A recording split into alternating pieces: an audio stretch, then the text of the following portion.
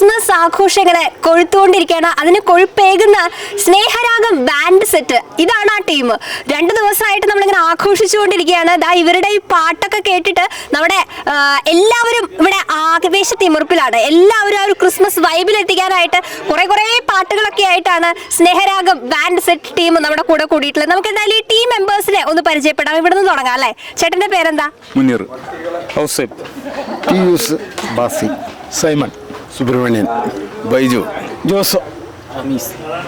വലിയൊരു ടീമില് ഒരു 10 പേരാണ് ഇപ്പൊ നമ്മുടെ കൂടെ ഉള്ളത് അല്ലേ? നിങ്ങളുടെ ടീമിൽ ഒരുപാട് പേരുണ്ട് അല്ലേ? ശരിക്കും 26 ആളുടെ ടീമില് 26 ആളുകളില് നമ്മൾ 10 പേരാണ് ഇപ്പൊ ഇവിടെ എത്തിയിട്ടുള്ളത്. 2 ദിവസമായിട്ട് നമ്മൾ ആഘോഷിച്ചുകൊണ്ടിരിക്കുകയാണ്. ഇവിടെയാണ് ഈ ഒരു ക്രിസ്മസ് സമയത്തെ കാര്യം പറയുകയാണെങ്കിൽ നമ്മൾ സാധാരണ പെരുന്നാളുകൾക്കും ഒക്കെ നമ്മൾ ബാൻഡ് സെറ്റ് മേളങ്ങൾ ഇങ്ങനെ കേൾക്കാറുണ്ട്. പക്ഷെ ക്രിസ്മസിന് ഇങ്ങനെ ഉണ്ടാവാറുണ്ടോ? വർഷങ്ങളായിട്ട് നമ്മൾ ചെയ്യുന്നുണ്ടോ? ഇങ്ങനത്തെ ഉണ്ടാവാറില്ല. അല്ല, അങ്ങനത്തെ ഒരു പരിപാടിയായിട്ടുള്ള പ്രോഗ്രാമായിട്ട് ആദ്യമായിട്ട് ചെയ്യാണ്. നമ്മള് ഈ ഒരു ബാൻഡ് മേളം എന്നുള്ള പരിപാടി തുടങ്ങിയിട്ട് എത്ര നാളായിട്ടുണ്ട്? ഈ ഒരു സ്നേഹരാഗം ടീം ഒന്നിച്ചിട്ട് ഒരുപാട് വർഷമായോ?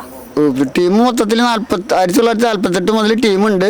അപ്പാപ്പനായിട്ട് ടീം തുടങ്ങിയിരുന്നതാണ്. പിന്നെ അപ്പം നടത്തി. അപ്പന്റെ കാലശേഷമാണ് ഞാൻ നടത്തുന്നത്. ഞാൻ നടത്തിയിട്ട് 40 വർഷമായിരുന്നു. അങ്ങനെ പറയുകയാണെങ്കിൽ നമുക്ക് ഇത്രയും ഒരു പാരമ്പര്യമുള്ള ഒരു ടീം എന്ന് പറയുന്നത് ഇത്രയും വർഷം 1948 തുടങ്ങിയതാണ് ഈ ഒരു സ്നേഹരാഗം ടീം. ചേട്ടനായിട്ട് തന്നെ 40 വർഷം. ഞാനായിട്ട് വന്നപ്പോഴാണ് സ്നേഹരാഗം പേര് ചെറുതായിട്ടൊന്ന് മാറ്റി. പക്ഷെ നമ്മള് മൊത്തം എടുത്ത് നോക്കുകയാണെങ്കിൽ 1948 തുടങ്ങിയിട്ടുണ്ട്.